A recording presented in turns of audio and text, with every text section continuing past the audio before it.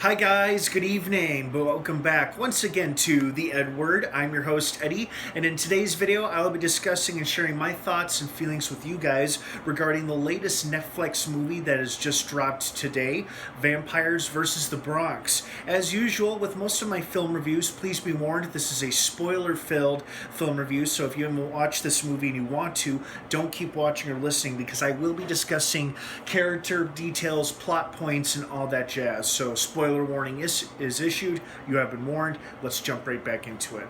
Overall, it felt like kind of a weak movie.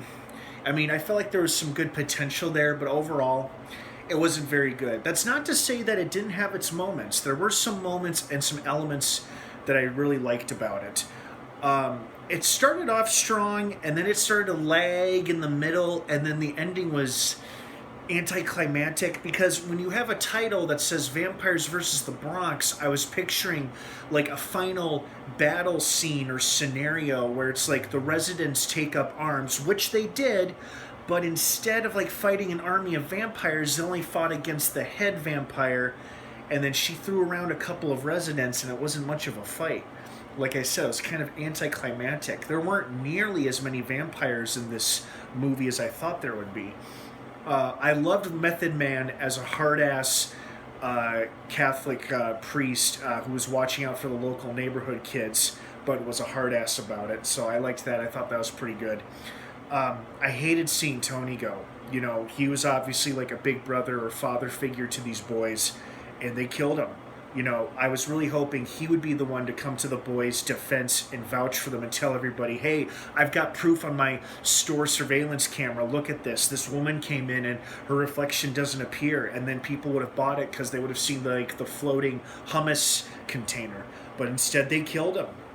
I also did enjoy in the very beginning what an unexpected and pleasant cameo we got from Zoe Saldana. I'm like, oh my god, is that Zoe Saldana? That's hilarious. She must have been taking a break from filming the Avatar sequels to shoot this quick little appearance.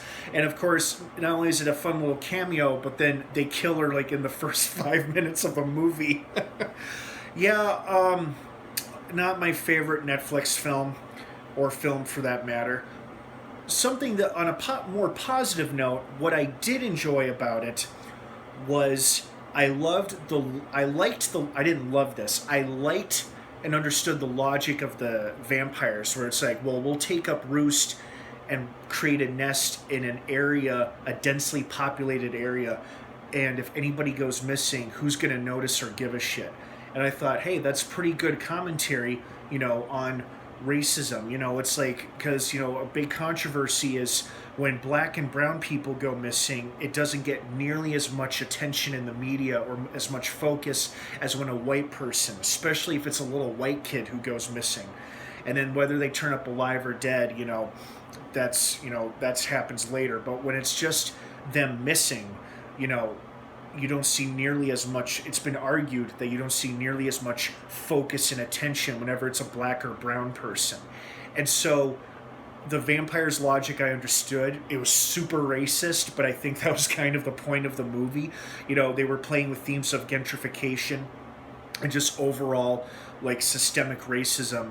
And I think they could have done a better job with it if they really wanted to make a socially conscious or like a social commentary horror film, on somewhere on the like if they wanted to do something like Get Out did, which was like subtle but not too subtle.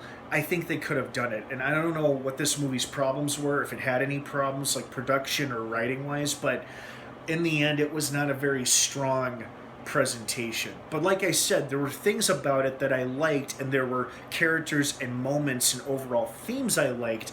I just couldn't bring myself to love it. Oh well, there's still a lot of great horror content coming from both Netflix and tons of other streaming services later this month. And those are my thoughts on Vampires versus the Bronx. Honestly, I would say skip it.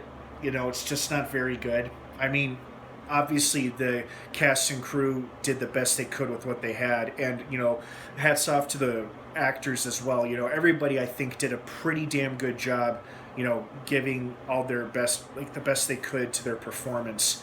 And like I said, if they wanted to make a movie that was like really addressing systemic racism or like the double standard when it comes to what happens when white people goes missing versus what happens when people of color go missing, they probably could have done that. Like what prevented them from doing it, I don't know. But anyway, that's my thoughts on the film. So if you're interested, Vampires vs. the Bronx is streaming exclusively on Netflix. Thank you so much for watching this film review. I hope you have a wonderful rest of your weekend. Stay safe out there, everybody. Stay safe and stay cool because parts of the country are really hot, like where I live. It's very hot. And don't forget to wash your hands and wear a face mask. And of course, until next time, may the force be with you.